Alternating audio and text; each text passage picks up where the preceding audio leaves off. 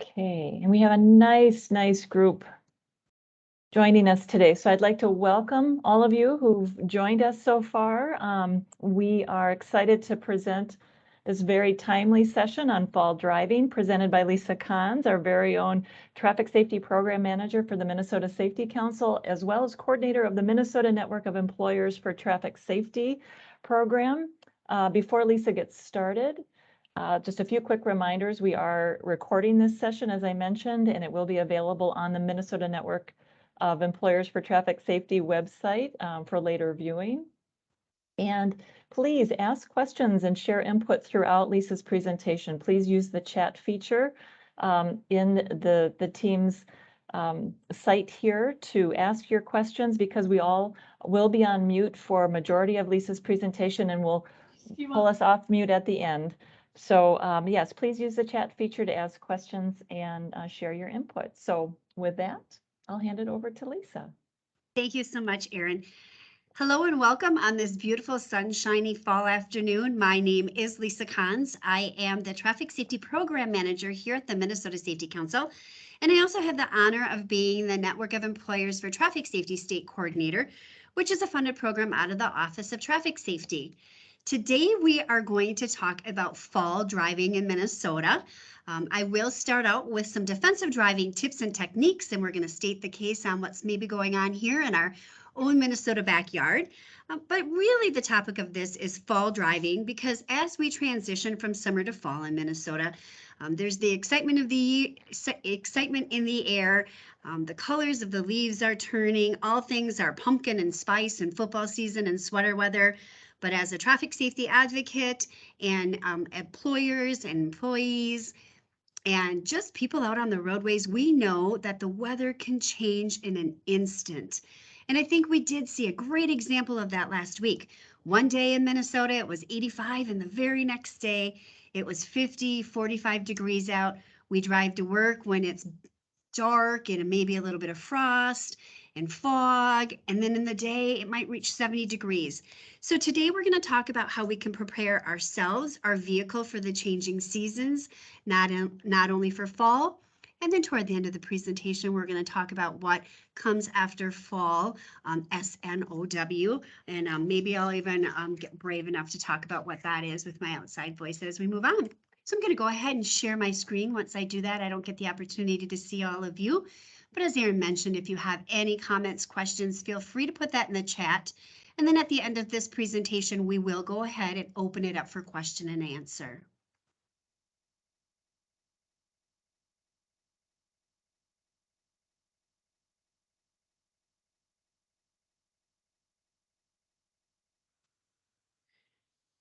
Okay, and I just need one person to give me, we don't want to do that right away. I just need one person to give me a quick thumbs up that you can see my screen. Unmute yourself, Erin. Can you see my screen? Yes. Yes. Fabulous. Thank you so much. So fall driving in Minnesota, beautiful picture.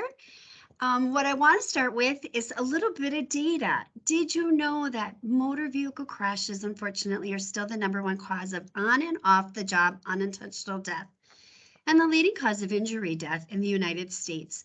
So I want to bring that to the forefront, because what that means for employers and our employees and all of us that are out on the road is it doesn't necessarily mean that if I don't drive for work, or if I still might be home officing, this doesn't include me. It most certainly does, because we still drive. And if we crash on Thursday at 7 o'clock, the odds of us returning to work the next day are pretty slim. In fact, roughly 40% of workplace fatality and or off the job are due to traffic crashes, 40%. And did you know every 5 seconds a vehicle crash occurs, every 10 seconds an injury occurs, and every 12 seconds somebody passes in a motor vehicle crash?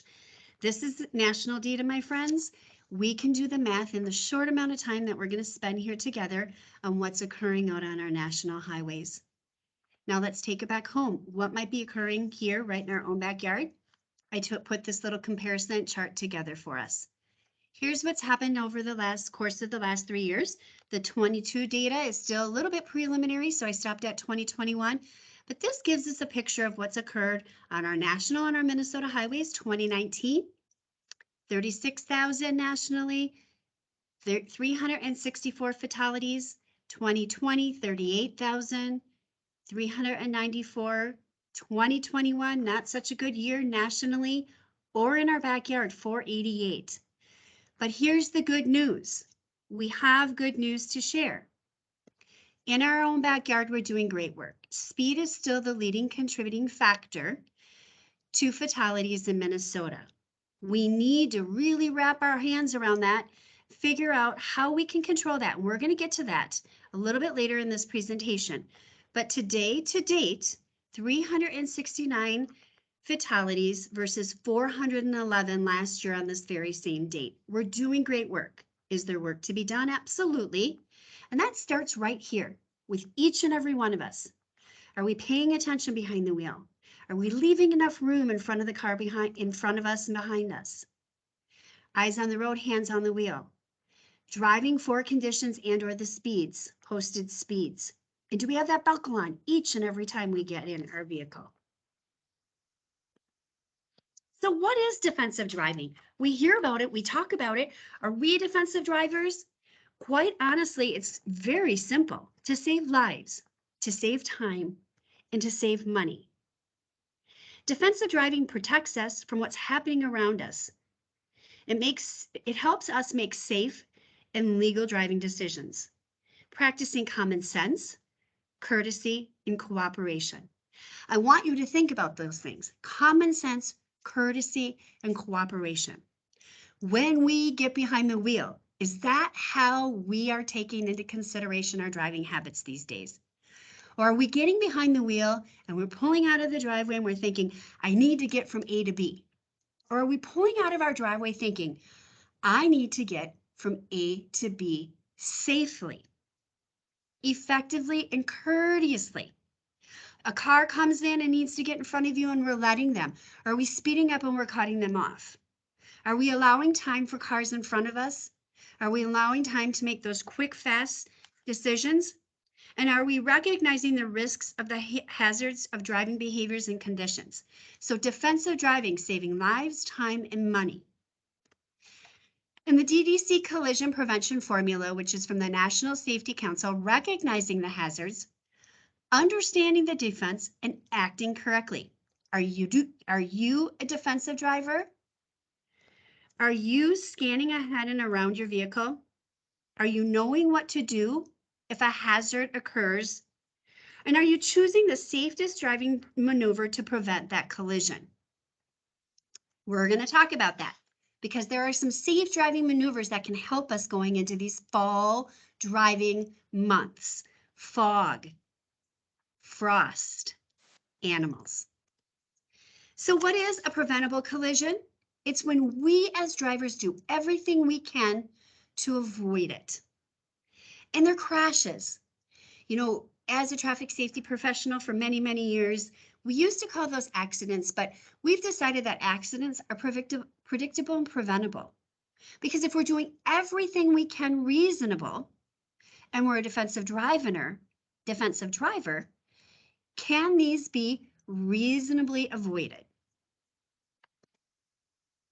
And so let's talk vehicle maintenance going into fall. This is a tricky one. Tread depth. So when you get out to your vehicle, and now is about the time of year people are thinking, oh, that first snowfall, it's time to get on the road and are my tires going to handle it? And you lean down and you look at it, and you might even give it a little kick. And you think, yeah, I think I can make it one more season. Are you talking your tire into that? Or are you talking yourself into that? Because if you think you can make it one more season, you may be time to get new tires. I know they are costly and expensive. And I know if you need one, you may have to replace all four.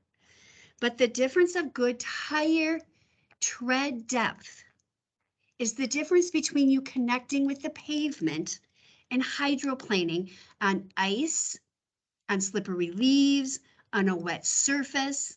And that could be the difference between a crash and a non-crash situation.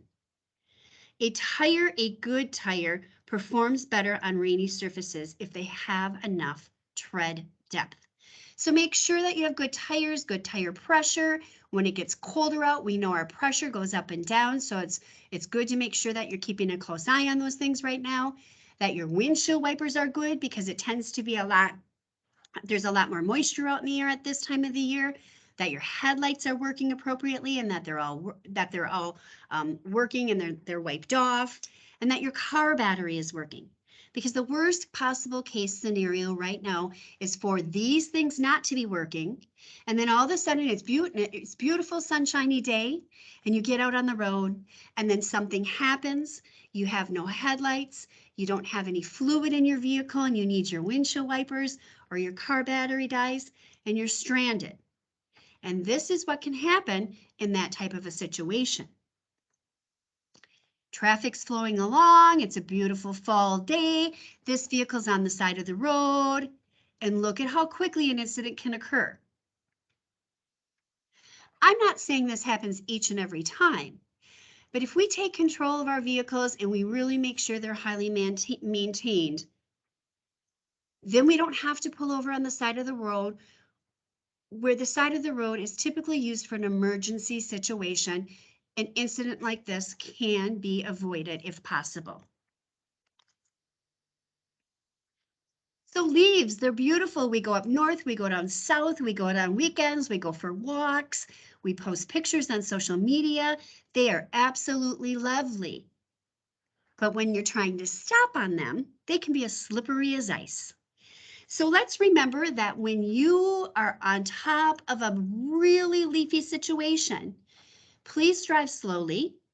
Try to avoid hard braking if at all possible, because it is like stopping on ice when you are stopping on a whole bunch of leaves, and your car will lose the ability to grip on pavement. They can also cause motorists to have to park further out into the street and away from the curb, which is going to narrow that width of the roadways. They create puddles that can cause backup and block drainage. And they can also hide potholes. So really be paying close attention, because you might have some of those leaves covering up a pothole, and then all of a sudden you're going into it. And instead of what might look like even pavement, now you're going into a pothole.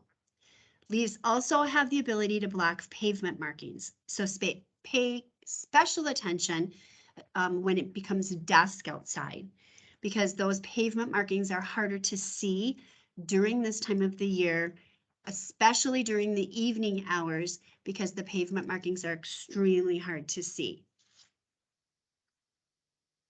Drive slowly, avoid hard braking, and also keep an eye out for children who tend to play in very big piles of leaves. So especially when you're closer to home and you see large piles of leaves, just like in the wintertime when you see big snowbanks, kids tend to play in big piles of leaves. So please watch for children in those high profile areas and closer to home. Cold autumn mornings bring for fog and frost. And we have experienced this already going into the end of October. Be ready for slippery, frost-covered roads. Make sure to slow down when the fog rolls in, and be ready when they start covering over the roads. That does occur, and it can simulate a black ice situation. Set your headlights when the fog comes in. I think instantaneously we want to turn on our high beams. And when you turn your high beams on in the fog, it reflects back at you, further impairing your ability to see. So when the fog comes out, you want to put low beams on, because your low beams will aim downward to improve your ability to see, versus your high beams that are going to hit the fog and then bounce back at you. So in a foggy situation, make sure that those high beams are off and your low beams are on. And then you always want to make sure that when it's foggy out and when the frost roads are covered, that you're allowing plenty of space between you and the vehicles around you. Because if you do have to make a quick or fast stop, You want to give yourself distance to perhaps slide. And unfortunately, those leaves, as I mentioned before, can be slippery. We don't want to make a quick stop or a hard brake. Similar to on ice, we want to be able to ease your foot off that gas. And I know it's easier said than done because we panic. So if you feel like you're losing control of your vehicle, ease your foot off the gas when you're on leaves. Wait until you can feel your vehicle connect again with pavement, and then step on your brake if possible. 2 hands on the wheel as you're steering into a skid situation. And then keeping that space in between you is extremely important. And as I mentioned, space, following distance is incredibly important. And that's time we'll bring up that 3-second rule or 3-second following distance. And what do I mean by that? So the next time you're out on the road, pick a vehicle or pick an object, and the vehicle in front of you goes by a telephone pole or a post. You should not pass that same object for 3 seconds. And that's the 3-second following rule. When it comes into fog and frost and snow and adverse driving conditions, feel free to bump that up to 5 seconds or more, because you will need that to cushion your stopping ability. So if I could see all of your wonderful faces right now, I would ask for a show of hands, and I would say, so how many of you have ever seen a near miss? And typically those happen on or around an intersection or a stoplight, where you will start seeing brake lights, and then you will see the car in front of you maybe ease over to take the shoulder. And that is when somebody might be going too fast for conditions, or they're distracted. They had the ability to take the shoulder, but they did not have the ability to slow completely. By allowing your following distance allows you to claim the space you need to make those quick decisions. So you can take that following distance you need. And at this time of the year, when things change so quickly around us, feel free to claim your space. Somebody's going to take that space in front of you. I know you're thinking that. So then just go ahead and allow that space. I'm going to show you how quickly your space can be claimed. Now, this is the DOT camera right from our own backyard. And here's how quickly that space can be claimed. Now you can see this is rush hour traffic, road work ahead. It's totally posted correctly. Now here's a car coming up, not paying attention, and I think I'm going to take the space right here. Now you will see people lined up like this quite frequently, especially in work zones. If you allow some space in front of you, would this still have happened?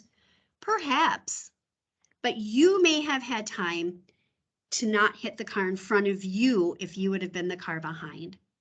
So always keep in mind to try to allow some space in front of you and the vehicle ahead of you. If you get hit from behind, it may give you that opportunity to steer out of hitting the car in front of you.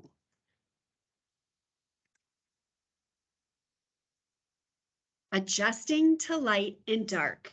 This is the time of the year where in the morning, it seems like we have the light in our eyes, and in the evening, it seems like we have the light in our eyes. And this makes it really, really difficult to drive into and drive home or to be on the roadways. The National Highway Traffic Safety Administration points to sun glare as a leading cause of incidents in the fall time of the year. So be prepared at this time of the year when it's difficult to see pedestrians. It's difficult to be pulling up to those intersections and making your right and your left-hand turns when that sun glare is there. You want to be prepared. You want to have all eyes on the road. You want to stay focused, have your attention on the road. Make sure you have your sunglasses with you. Another thing, easier said than done. And you want to make sure that your eyes are well adjusted. Each day that we begin our journey to and from the office or to and from wherever it is we might be going, we are losing up to 1 to 2 minutes of sunlight. So it's extremely important to take that 2 to 5 minutes to adjust, because every day we're getting used to adjusting to light and dark. So be paying attention to the conditions that surround us. The glare, the diminished visibility, the reflected light, the high beams coming from on and behind us. because drivers are still getting used to this. We as drivers are getting used to this. We can't see, they can't see. It's dark out. They're putting their lights on because it's a new condition to them.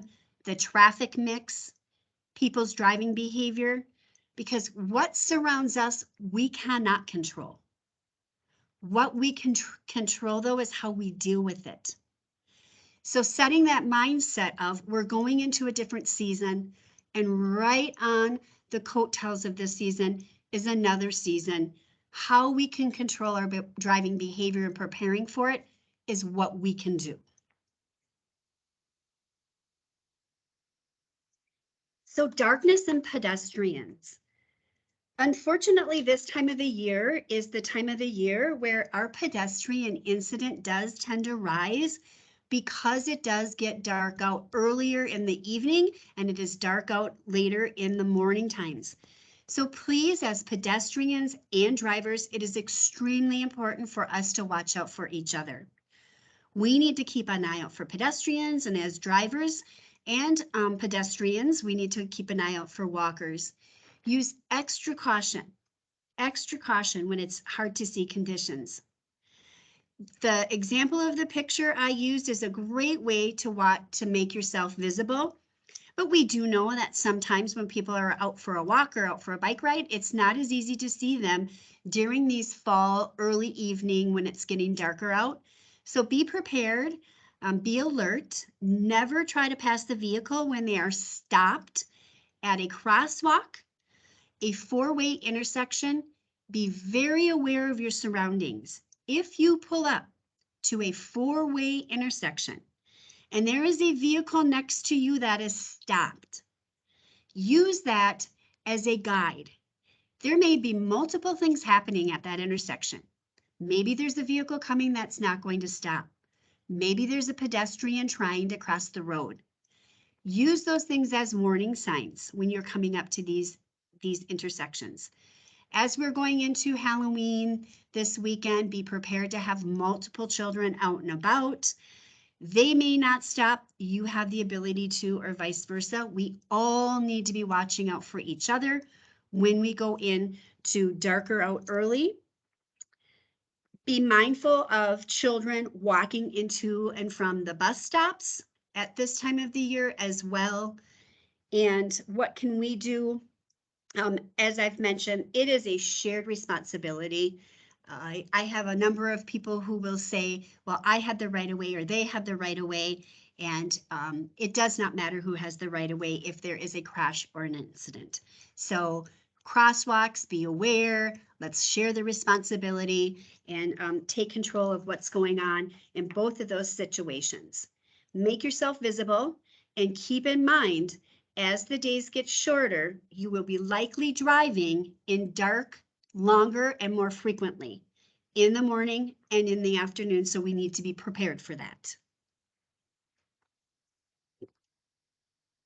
And then we have animals. And so we don't want to veer for deer.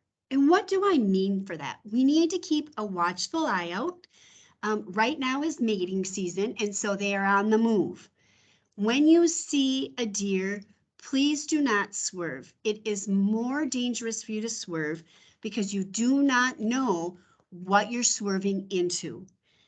It is easier right now. What you want to do is gently take your foot off of the gas. I know that your instant reaction is to slam on the brake, but when you slam on your brake, that takes the inertia of your vehicle and it moves it down, which says what you will hit is going to go up and into your windshield. So in a perfect utopia, what you want to do is remove your foot from the gas and then gently put your foot onto the brake. So what you hit goes up and over and not in. When you know that you have a large area where there may be a deer population, tend to drive at a slower speed and be very aware. If you do see animals or deer, blow your horn to startle them. Always drive at safe speeds and always buckle up. And this is for other animal. I know turkeys and geese in some area are out crossing. I am not saying if you cannot stop. If you're in a residential area and you can stop without causing an issue, then stop. But if it is going to cause an issue or swerve or a crash, the safest thing to do is to hit it and then pull over where it's safe and then deal with the issue. And this is just an example of a deer crossing sign. That doesn't mean deer know how to cross or where to cross. What that means is this is a heavily populated area and that there could be deer crossing quite a bit on this stretch of road. So this tells me right here as a road user that I may see quite a few deer. I need to be on the lookout and I need to be prepared.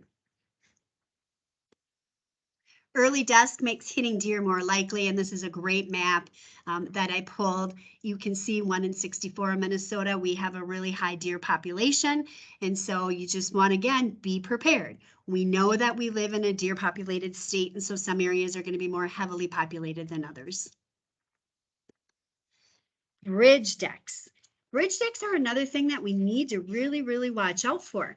As the temperature begins to drop, bridge decks can leave real icy patches in some spots, and it's the moisture below, and then we have air coming from both sides of those bridge decks that really doesn't allow it to really thaw like the ground. So our roads have insulation already built into them from our ground thaw that gives it the ability to really freeze and thaw and freeze and thaw.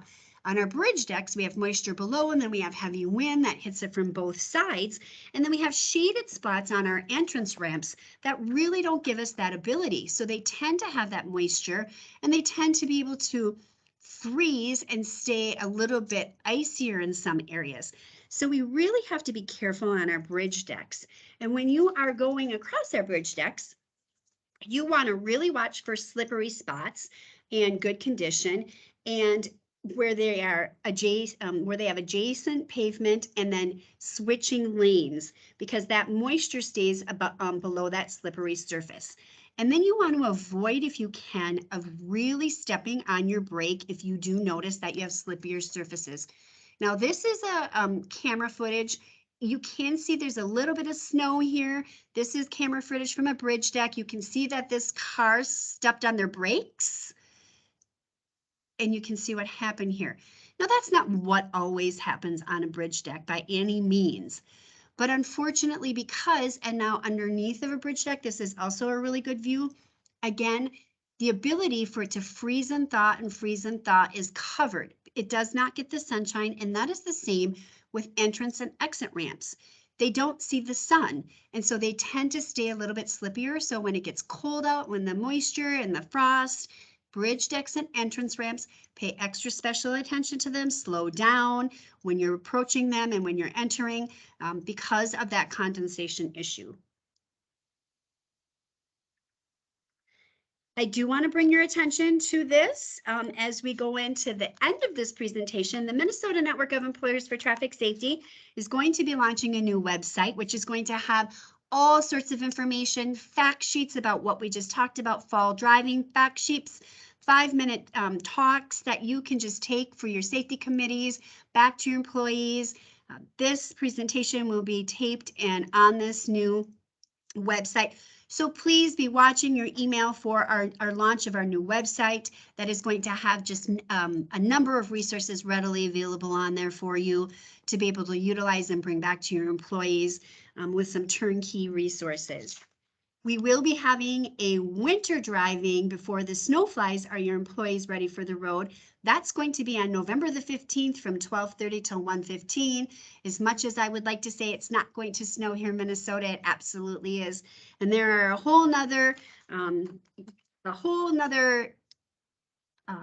bunch of tools that are going to be needed when your employees head out. We all know that that first snowfall brings challenges to the tune of how fast we go and how slow we go and how we get through those and manipulate through the winter weather. So stay tuned for that webinar on November the 15th. And then I want to share this next video with you. I don't do a webinar, a presentation, or really go anywhere without sharing this next video. So I just confess that I text and drive.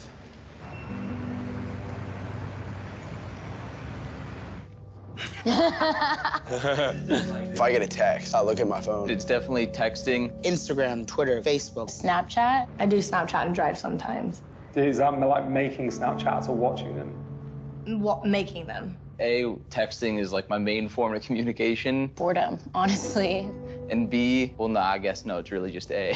I've only never done it at stoplights. I've always been really good about it. The passenger has a pretty important role driving now, where they're like, oh, red light, red light. If someone that you like texts you, you're like, you can't just like let it sit there without just knowing what they said. Because what if something exciting's happening or something happened? Like, every time I do it, I think about, I'm like, why am I doing this? And then I just keep doing it. So I'd like to, want to introduce you to a friend of ours.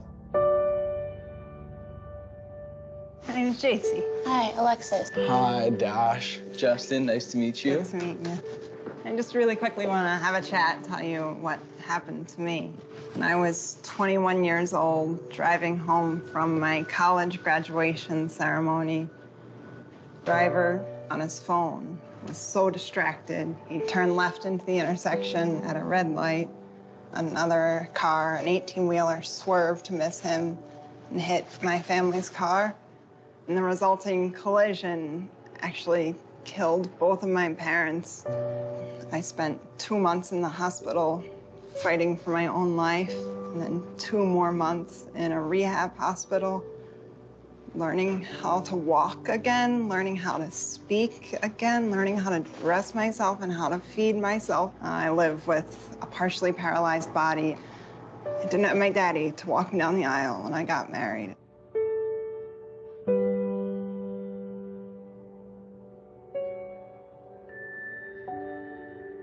Having sort of met JC, because you look at JC and sort of give those same reasons.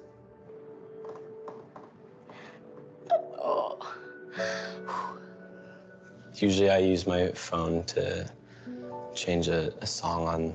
I try to use it as little as possible, but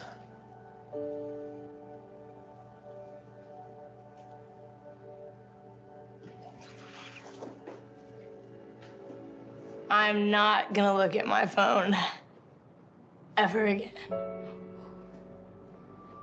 Honestly, if I have been sitting at a red light, I'll glance down to see if my mom's texting me, but the people's lives that are impacted from something that is so stupid.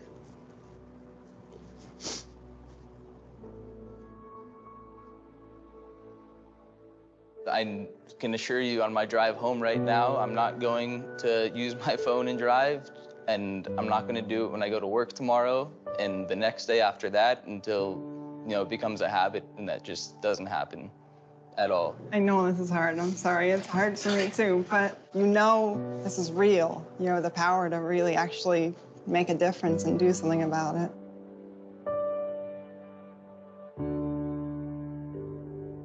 Thank you.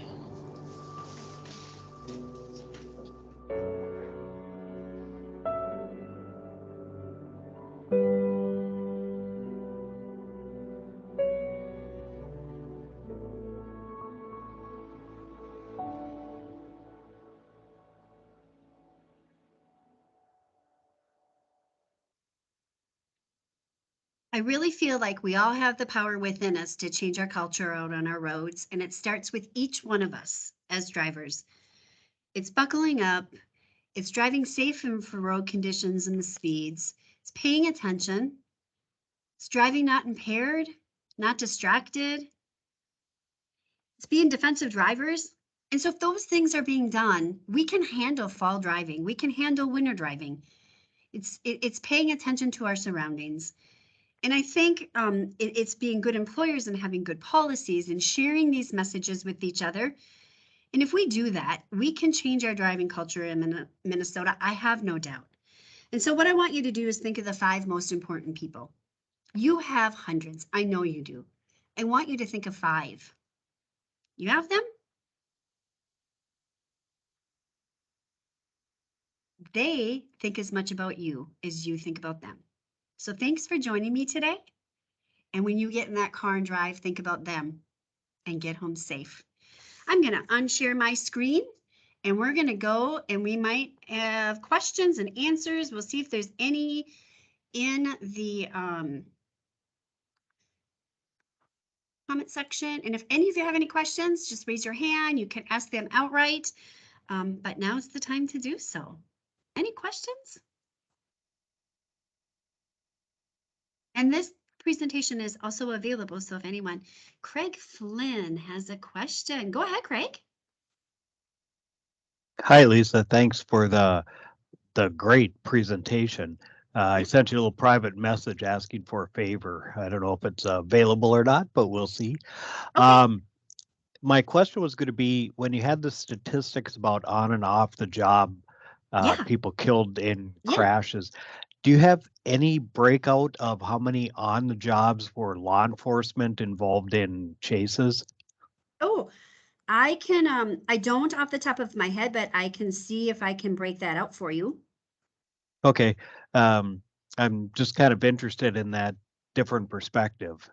Sure. Yeah, let me see if I can break that out. So let me see if I'm hearing this right. You want to know if I can break that out in law enforcement involved chases, correct? Yes. Yep. Yes. How Let me see what many I can do for police you. officers? Yeah. How many police officers died that way? Yep. Yeah, sure. Let me see if Wonderful. I can break that out for you. Not a problem. Thank you. Sure. Any other questions? I see some hands raised. Any tips for navigating through those roundabouts that make me nervous? Yes, that's a great question. So do you have, go ahead, I saw that in there. Does somebody want to put, what makes you nervous about going and navigating through a roundabout? Can I ask that? Because my tip is, what I'd like to know, is it a double or is it a single? So if you want to follow up on that, and then I can answer that question back. Other than that, I might go to, I can't, Erin, can you get to the people with, I don't know what happened to my mouse, but my mouse is not any longer working. Yeah, it looks like Jennifer has a question. Jennifer, I'll take you. You should be able to unmute yourself. I was just going to ask if you could go over the part with the deer again. I couldn't hear about. Yes. You take your foot off the brake, and then what was it? Okay, so when you come upon a deer, the safest thing to do, as hard as it sounds, the safest thing that you want to do is hit it. And the reason behind that is because if you slam on your brakes, the front of your vehicle is going to go down, and then what you hit will come into the windshield. So you want to ease off your gas, take your foot off the gas, and then gently put your foot onto the brake. Because then that way, what you hit, if you see or hit a deer, it will go up and over and not in, and then safely pull over to the side of the road. Okay, thank you. Very welcome. Good question.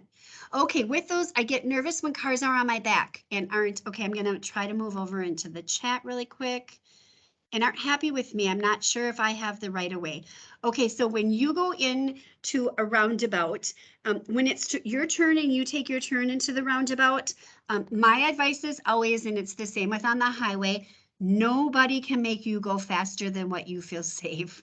So I know that speed is a huge issue on our roads, and I have the conversation and I get the comment or concern quite often. People are flying 80 miles an hour over in the left lane, and I feel like I need to go with the flow of traffic. When you go into a roundabout, once you get your right of way and you take access into that roundabout, please, by all means, if somebody is on your rear end or trying to force you, do what is safe and legal for you, Rose. Don't feel like somebody is pushing you and like you have to fly out into traffic and claim your space.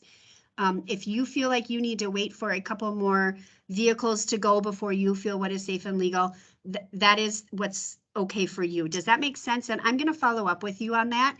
I do have some information I can send to you on roundabouts. So I'll follow up with you and forward you that, that great roundabout information after this webinar is over with. And yes, this presentation is being videotaped and will be available. Any other questions? These are great questions.